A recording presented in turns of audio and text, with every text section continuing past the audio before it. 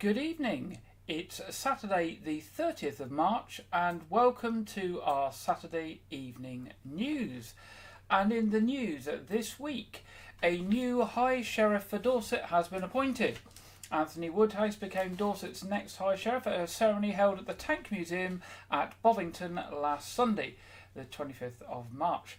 The High Sheriff is an independent and non-political position appointed by the King for a single-year term. The High Sheriff is the King's representative in the county in respect of law and order.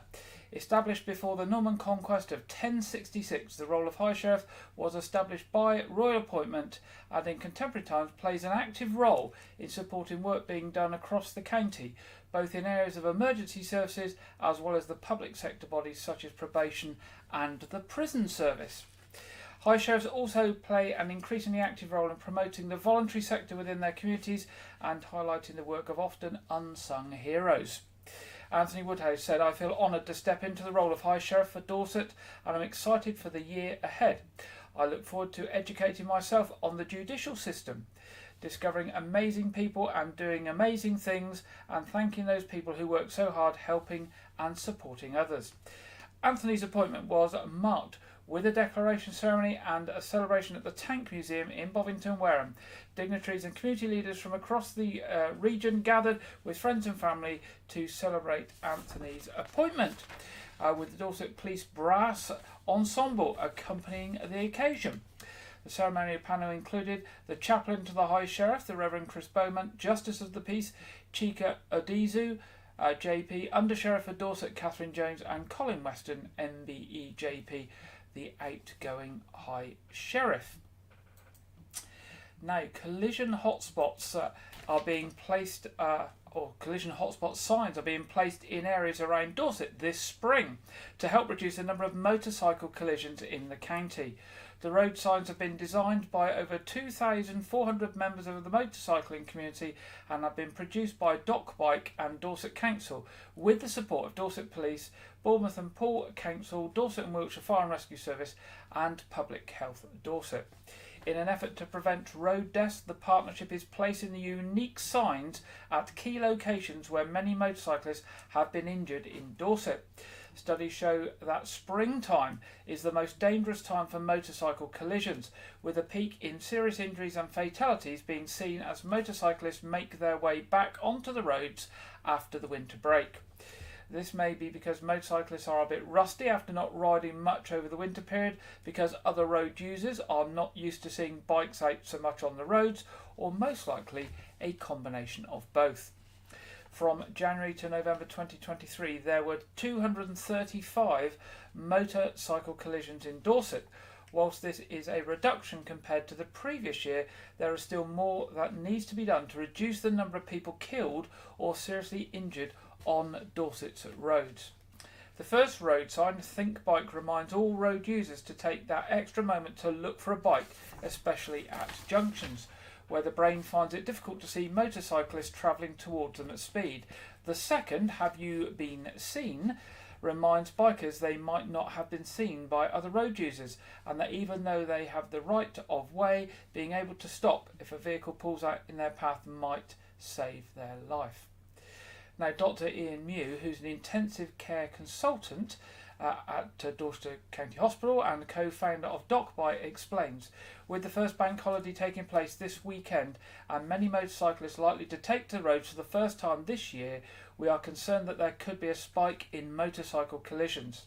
The human brain isn't designed to see small objects travelling towards it at speed, which puts motorcyclists at risk when other vehicles pull out unexpectedly in front of them at junctions. If you combine this with other road users not being used to looking out for motorcyclists after the winter period, we can understand why this is such a dangerous time for motorcyclists. Now, more information about the road signs and how to avoid being involved in a motorcycle collision can be found on the DocBike's website at www.bike.org/rider-skills-hub. That's www.docbike.org/rider-skills-hub. Dorset's Climate Action Network, a charity instigating measures to address the climate and ecological crisis, has recently welcomed funding for the Great Big Dorset Hedge project from Dorset Campaign for the Protection of Rural England, the countryside charity. Dorset CPRE has recognised that the Great Big Dorset Hedge project is at a crucial stage of growth and increased effectiveness. The trustees agreed a £6,000 funding request for the project to sustain the momentum as they manage further growth and in recognition of the ambition and potential of the project. Dorset CAN, that's the shortened name for the Climate Action Network, is very grateful, but also recognises that Dorset CPRE has been with us right from the start of the programme, they say. Hedgerows are a crucial part of our ecosystem and biodiversity in Dorset. The project plans to grow throughout 2024. So far, more than 2,000 volunteer hours have been dedicated to hedgerow surveys provided by over 150 active volunteers. Specialist support is provided to those volunteers by Alex Stephen and Vicky Gallagher, and they say we would not be able to grow. The charity says we would not be able to grow without Alex and Vicky in place, and right now they are all due the generous support we obtain from Dorset CPRE. Funding at this time will ensure the project continues to flourish and grow. John hopes to increase from 20 kilometres of hedgerow surveys per month to closer to 50 kilometres a month. Farmers are taking note and over 50 are signed up to the project. The localised voluntary teams continue to be energised and become more self-sufficient. Now, if you're interested in the project and you'd like to sign up to help, you can go to www.dorsetcan, that's dorsetcan.org/hedge/volunteer, where you can also see a short film on volunteering. And if you wonder who that is in the picture there, that's Kate Adey, I think, there in the middle, ex-newsreader, a former newsreader, journalist, who is supporting the project. Now, Weymouth Town Council will be holding its third community network event on Tuesday the 23rd of April in the Council Chamber at the new Town Hall in Commercial Road, and the theme at this time is volunteering. The event provides a great opportunity for people to network and learn from each other, strengthen community contacts and share resources and experiences. There will be a presentation on how to recruit and retain volunteers by the Volunteer Centre Dorset, as well as a light lunch and chance to network with other community groups. It will start at 10:15 a.m. and finish at 1 p.m. Weymouth Town Council's Community Development Officer, Charlotte Emery, said, "We're encouraging Weymouth's wealth of community and voluntary groups to sign up to the event and get tips on recruiting and retaining volunteers, which is always a hot topic. So why not come along to our next highly successful networking event, as they provide a great opportunity to meet others in the community and share ideas and learning with each other." There were many positive reviews after the previous networking event, which was held in January at Castle Cove Sailing Club and attended by many different community groups. Now, if you want to book a place and you want to let them know about any dietary requirements for the light lunch, then you can contact Charlotte at charlotteemery@weymouthtowncouncil.gov.uk. That's Charlotte Emery at weymouthtowncouncil.gov.uk. Detectives from Dorset Police are appealing for anyone with information to come forward as they investigate the death of a man in Weymouth. Dorset Police received a report at 12:25 p.m. on Monday the 25th of March of a man requiring medical attention in Brunswick Terrace. Officers attended along with the ambulance service, and very sadly the man was pronounced dead at the scene shortly after. The man's next of kin and the coroner have been notified. The death is currently being treated as non-suspicious, and inquiries to establish the circumstances of the gentleman's death are ongoing and being led by detectives from Weymouth CID. Following inquiries into the incident, a 50-year-old man has been arrested on suspicion of the supply of Class A drugs. Detective Inspector George Graham of Weymouth CID said, "Our thoughts are with the family of the man who sadly died, and we are carrying out a number of inquiries as we look to establish the full circumstances of his death. I'm appealing to anyone who witnessed any suspicious activity in or around the area of the pier bandstand on Weymouth Esplanade, or who has any information that might assist our inquiries, to please contact us. We are aware that a member of the public assisted by administering CPR to the man at the scene prior to the arrival of the emergency services, and we would very much like to speak to them in relation to this incident. So if you are that individual that very helpfully and bravely attempted CPR, or you witnessed any of the events around that on Monday in the area of the Pier Bandstand, then please do contact Dorset Police. You can contact them on 101, or if you wish to give any information anonymously, you can do this as ever through the Crime Stoppers charity on 0800 555 111. That's 0800 555 111. Now, the coroner for Dorset is seeking the assistance of the public to find the next of kin of a woman who lived in Dorchester. Lanuta Liliana Kyoto, I hope I've got that right, who was 50 years old, died at her home address in Dorchester on Wednesday the 20th of March. Her death is not being treated as suspicious and no police investigation is needed into her death. Coroner's officer Nikki Muller said, "We are not treating the death as suspicious. However, we have not been able to locate the next of kin. If any member of the public has any knowledge of her family members, please contact the coroner's office as soon as possible on 01202 123 900. That's 01202 123 900, and say the name is Lanuta Liliana Kyoto, 50 years old, who died at her home address in Dorchester on Wednesday the 20th of March. Where's the picture gone? There we go. Organisations, landowners and farmers came together last month to help shape a new plan to protect and restore the nature in Dorset. Through a series of events, Dorset Council heard from local farm businesses, landowners and members of the Dorset Local Nature Partnership on what they think should be done to make nature bigger, better and more joined up in the county. The events form an important part of the Council's efforts to create a local nature recovery strategy for Dorset. This new plan for nature, which is being prepared by Dorset Council with help from Bournemouth Christchurch and Poole Council and Natural England, is funded by DEFRA and will help show where action is needed to improve, protect and grow areas of wildlife across the county.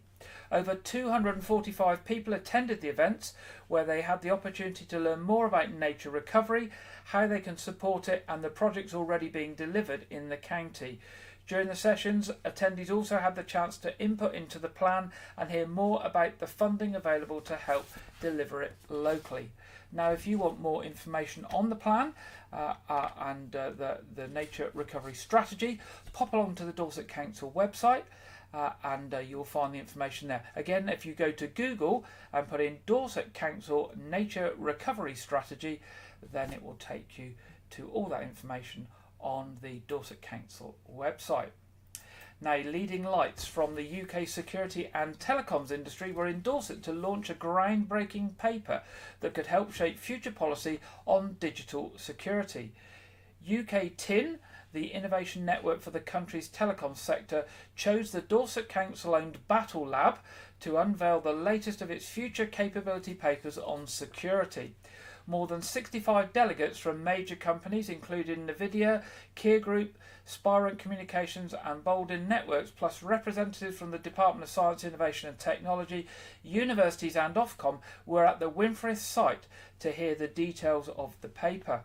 Dorset Council's Chief Executive and President of SOLIS, so that's the Society of Local Authority Chief Executives, Matt Prosser, welcomed the delegation to Dorset. He said it was an incredible honour that UK TIN chose Dorset and the Battle Lab to launch this important paper that will help us make the most of technology while keeping us all safe and secure. The UK TIN paper sets out what it sees as the UK telecoms ecosystem strengths, weaknesses, opportunities and threats around security. It explores some of the major threats and risks, as well as the opportunities for the UK to meet its future telecoms needs. The report's authors highlight how both the telecoms and cybersecurity sectors struggle with skills, and the UK must nurture its current talent and ensure there is competent technical leadership in these areas. And that Battle Lab at Winfrith is a very high-tech place where lots of people in defence and IT and security industry can work from. Tuesday the 2nd of April marks the 42nd anniversary of the start of the Falklands War, which lasted 74 days after Argentinian forces invaded the Falklands in 1982. The conflict saw countless acts of great courage, determination and resolve, along with heartbreaking scenes of tragedy and loss. The Falklands War was the first military action since the Second World War that utilised all elements of the armed forces, with over 900 losing their lives, 255 of whom were British personnel. 30,000 sailors, marines, soldiers, airmen and merchant mariners served during the war, large numbers of them now living in Dorset. The war was concluded with an Argentinian surrender on the 14th of June 1982. Today the UK and Argentina have brokered a diplomatic peace, but neither side has changed its stance on the status of the Falkland Islands. Many veterans of the Falkland Islands still struggle with physical and mental scars, and some have faced life challenges or hardships since the war ended. Through the Armed Forces Covenant and links to health and wellbeing services, welfare, housing and employment support is available for both current and past members of the Armed Forces and their families. And in remembrance and honour of those acts of courage, Dorset Council will be flying the white ensign above County Hall from the 2nd to the 9th of April. So look out for that, and remember those who fought in the Falklands War, and those that lost their lives and their families that were affected, and of course those that continue to suffer today as a result of that.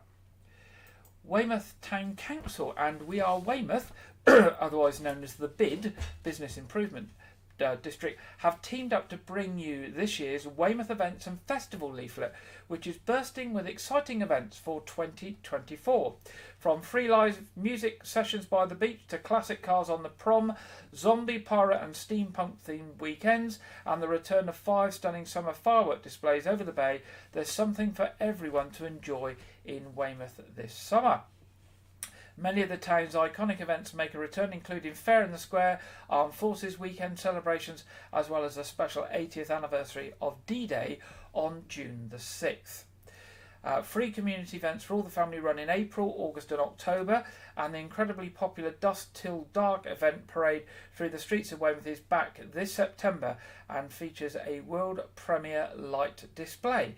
The thrills and spills of the Lions Beach Motocross will transform the beach into a racetrack in October, and Guy Fawkes celebrations on the seafront will light up the dark November night.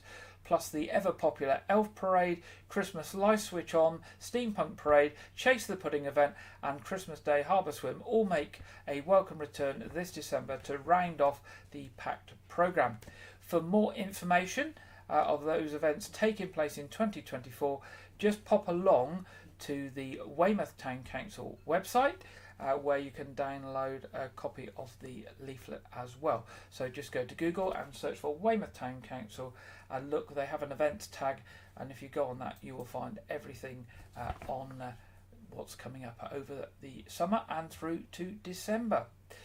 And finally, in our news headlines today, the first of a series of free community events being organised by Weymouth Town Council takes place in Littlemore next Wednesday, the 3rd of April.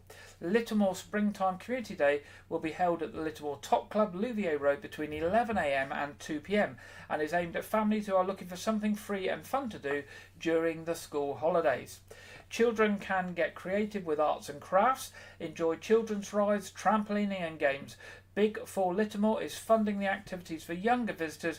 Meanwhile, Houseworks Dorset CIC will be there showcasing their photographic exhibition My Place, My Space. Top Club's Cafe will be open, serving up delicious refreshments during the event, and there will also be information stands and other activities for all the family to enjoy. There's no need to book, just turn up to the event and get immersed in all the fun. So that's on Wednesday next week, the 3rd of April, 11 a.m. to 2 p.m. At the Top Club, Louvier Road in Littlemore. Now there'll be 2 other free events over the summer. Tuesday the 6th of August at Links Roads Westham, and Wednesday the 28th of August here in Wyke Regis at the Wyke Gardens on Portland Road. And a further event will be held in the autumn, will also take place, and the Town Council will be announcing where that is in due course. And that's the end of our headlines this week. Now, much loved children's author Lauren Child has urged schools and community groups across the UK to take advantage of the Woodland Trust's brilliant free tree scheme and bring hope to the future against climate change. Now, we have mentioned about the Woodland Trust free tree scheme before, encouraging people to get those free trees. The creator of iconic characters Charlie and Lola and Clarice Bean, whose latest book Clarice Bean Smiles shines a light on children's anxiety over the environment, was prompted to back the scheme because she wanted to bring hope and joy and show how little things can make a difference. Speaking during a tree planting event at a London primary school, the former children's laureate explained her own climate anxiety and talked of the conversations she has had with children about their worries concerning the environment. Lauren, who grew up in rural Wiltshire, has always featured trees in her works. And we have some video of Lauren and her visit and the Woodland Trust tree scheme now.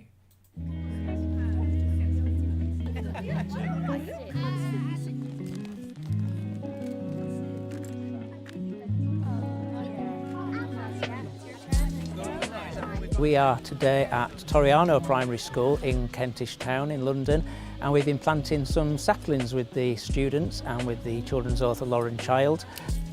Her new book is Clarice Bean Smile, and it stems from Lauren's own anxieties around the climate and climate change.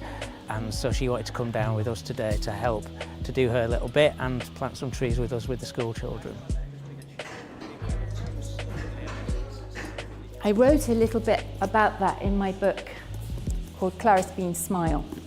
And in this story, she's trying to find ways of connecting with everything, making things better. And she talks about wanting to make a change for the better.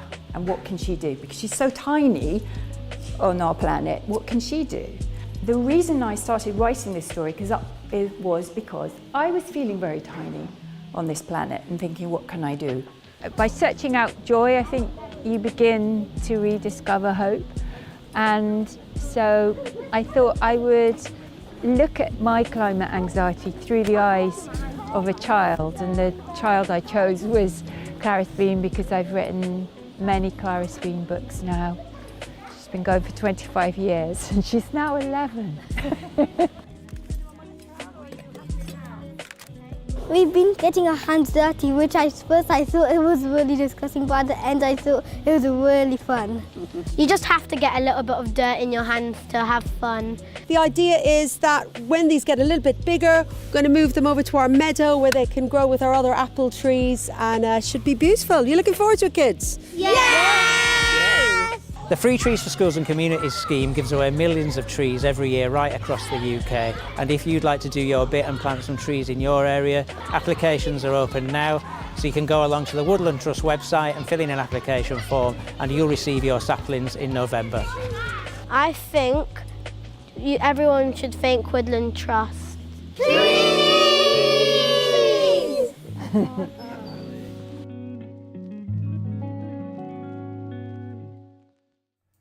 There we go, that's the Woodland Trust free tree scheme, and that is available to schools and community groups. It's generously funded by partners Sainsbury's, Lloyds Bank, OVO and Bank of Scotland and Sophology.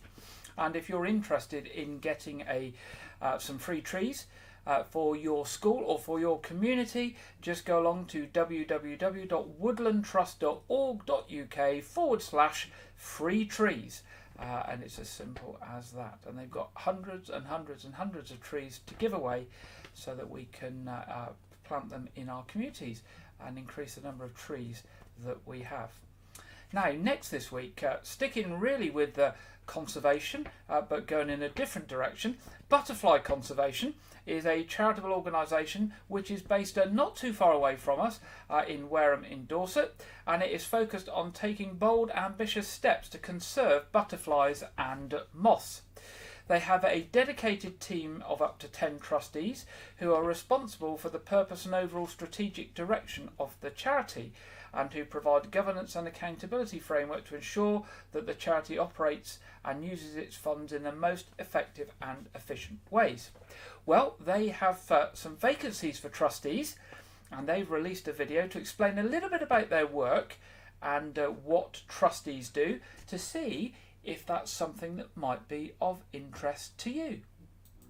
The sight of a butterfly or moth can give us hope and make our spirits soar. They're a vital part of the food chain and highly sensitive indicators of the health of our environment. But now, more than ever, they need our help. Our vision at Butterfly Conservation is to have a world where butterflies and moths thrive and can be enjoyed by everyone forever. We conserve and recover butterflies and moths and champion them for the benefit of nature and, importantly, for people. Our Board of Trustees play a vital role in helping us to achieve this by influencing our strategy and supporting our expert staff and volunteers in the conservation of butterflies and moths. Butterflies have been part of my life since I was a very young child, at age 5, and they really engaged me in nature, and that's carried me through a whole career in nature conservation and various other things that I've done. Why did I do it? Because as a trustee, I feel I can give a lot of my experience and my perceptions to engage the whole organisation, help guide the fantastic staff team we have here, and also to really make a difference in my own way now at a later stage of my life. I decided to apply to become a trustee when I found out just how underrepresented women and young people are at board level. I also live in Scotland, so I felt it was very important that the whole of the UK was considered during strategic discussion.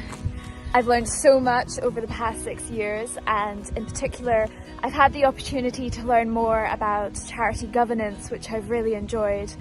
And it's just been a huge privilege really to learn from trustees more experienced than me, and although it wasn't my initial motivation for joining the board, there's no doubt that it has benefited my career as an early professional. I've also had the opportunity to visit other butterfly conservation branches in the UK and meet volunteers doing incredible things for butterflies and moths. Why butterfly conservation? Well, I've known this organisation for 30 years. It has tremendous passion, enormous skills, and it's organisations like Butterfly Conservation that are making the difference at the moment when our nature is under such threat from climate change and habitat losses. I think saving butterflies and moths is going to take so many different kinds of people with all different skills and talents. So the more inclusive and welcoming BC is, the bigger and better changes we can make. If you are passionate about being part of nature's recovery, about making a meaningful impact and rebuilding the relationship between people and the natural world, we would absolutely love to hear from you. Please think about applying to become a trustee today.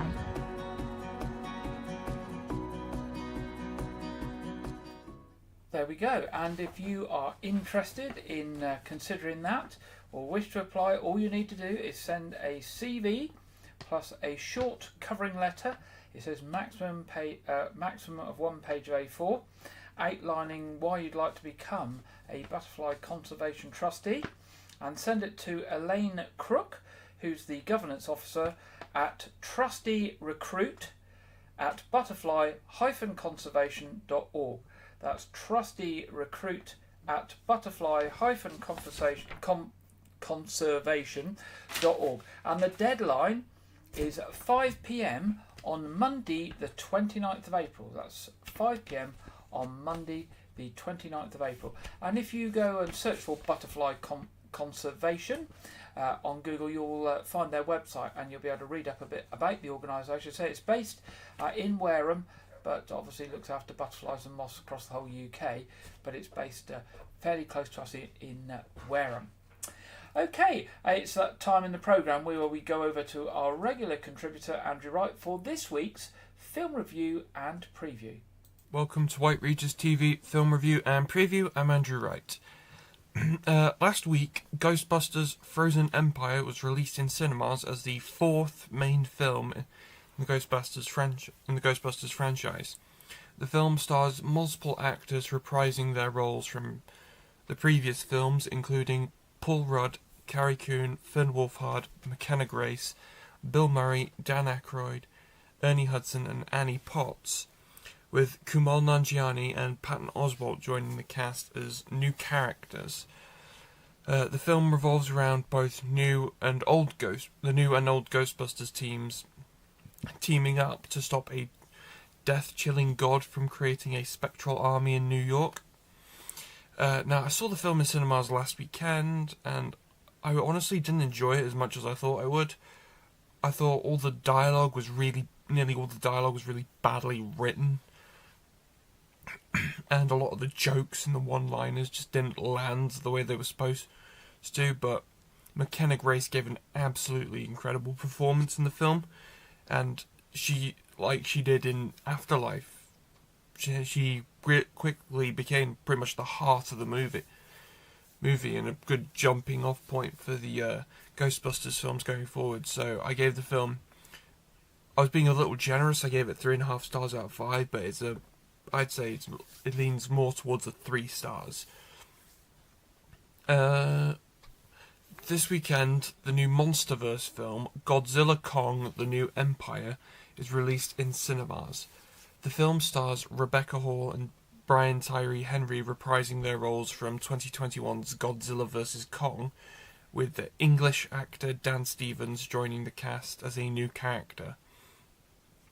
The film revolves around Kong encountering more of his species in the Hollowed Earth, and must unite with Godzilla to stop their tyrannical leader and a powerful climate-changing titan from destroying the surface world. The film is in cinemas this weekend. I'm really looking forward to it. I'm seeing it this after, because I record on a Friday. I'm seeing it this afternoon, the Friday afternoon. So you'll have to tune into my review. You have to tune in next week for my review, or follow me on social media or Letterboxd via Wyke Regis TV. Also coming out this weekend is the UK release of Kung Fu Panda 4. The film is the sequel to 2016's Kung Fu Panda 3 and revolves around Po on a quest to find and train his successor as the Dragon Warrior, has to team up with the Fox bandit Shen to stop an evil sorceress from stealing the kung fu abilities of all the masters in China. The film stars Jack Black, Awkwafina, Dustin Hoffman, Ian McShane, Ke Huy Quan, and Viola Davis. Now, the film's been out for about 3 weeks in the US. It came out the week after Dune did, and has been in a quite heavy box office battle with Dune. But the film has already broken even at the box office. So, and has received positive reviews from both critics and audiences. They love the way the film looks and the film's entertainment value for the younger audience. But for older viewers, it feels like who remember the other films, because it's been about 16 years since the first film came out. This film makes it feel like the franchise is running out of steam. And recently, when I watched Kung Fu Panda 3 for the first time, I felt like that film was the natural conclusion to the Kung Fu Panda story. Kung Fu Panda 4 was released on Thursday, so go check it out. I will watch it like about 4 months from now when it comes out on Blu-ray. That's all I have for this week, but be sure to check back next week for my review of Godzilla Kong: The New Empire. Now back to Gary in the studio. Thank you very much, Andrew. We'll be back with Andrew as usual next week. It's now time in the programme to go over to the Met Office for the weekend weather forecast, and this week we are joined by Craig Snell. Hello there, welcome to your latest weather forecast from the Met Office. As we go through the rest of this Easter weekend, it's still going to remain pretty mixed. We'll see some sunshine at times, especially during the course of today, but with low pressure always close by, we'll see some further rain, especially as we go into Easter Monday, as well as some very wet weather developing across the southern half of the UK.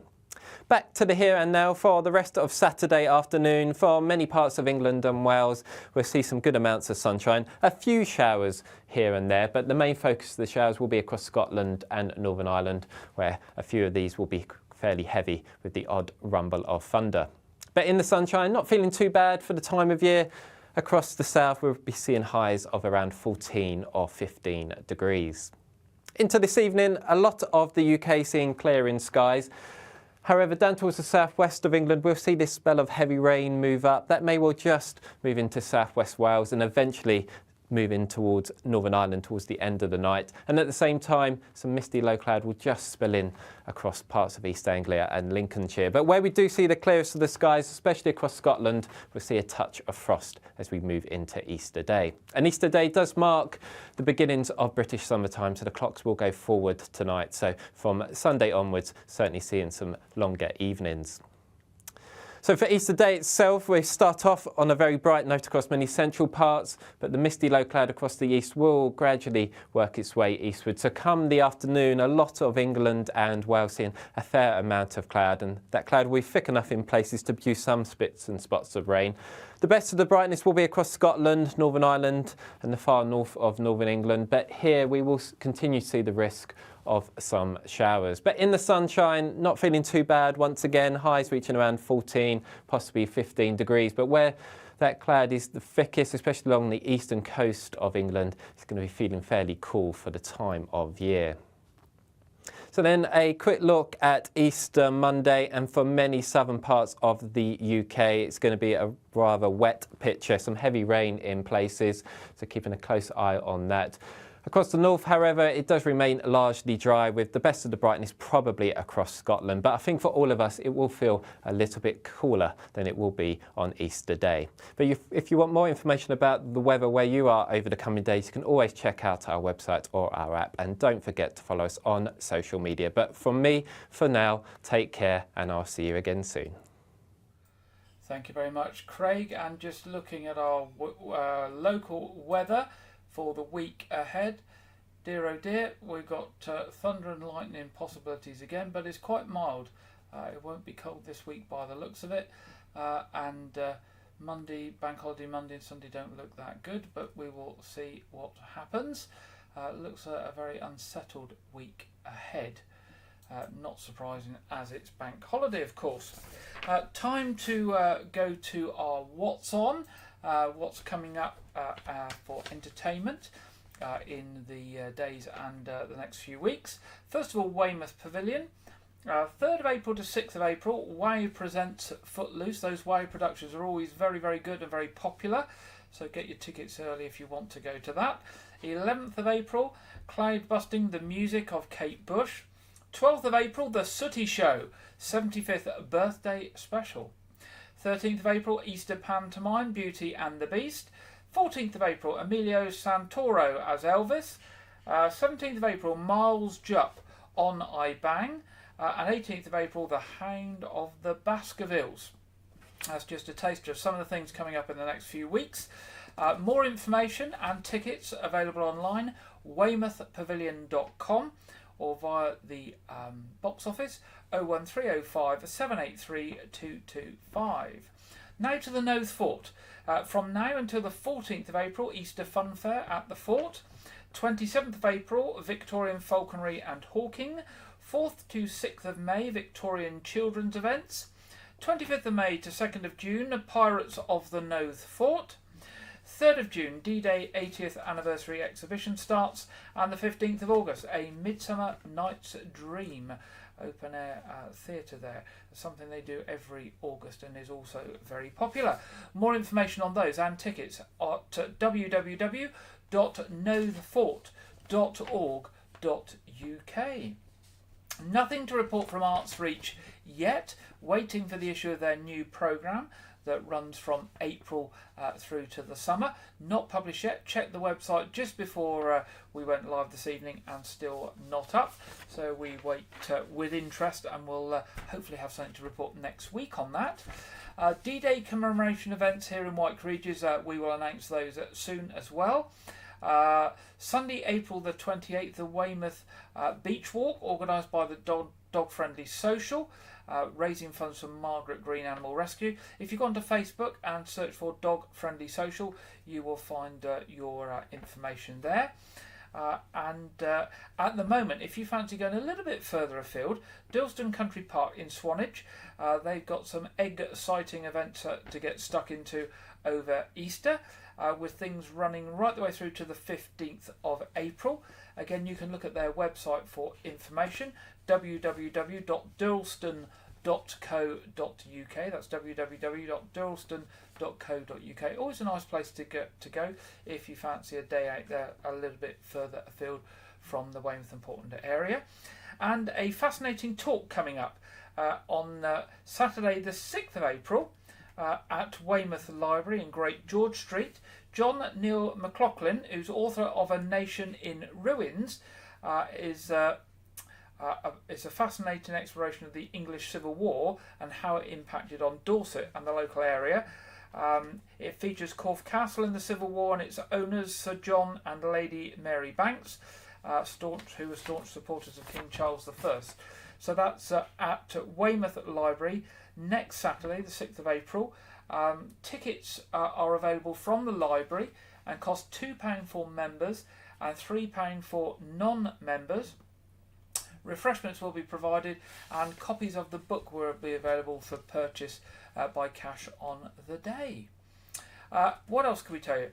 Church services around Wyke tomorrow. It's Easter Sunday tomorrow, and if you fancy going off to church to celebrate Easter, 8 o'clock at All Saints Church in Wyke, 9:30 at All Saints Church in Wyke, the main Easter Sunday service there, and 11 o'clock at St Edmund's Church Lane House.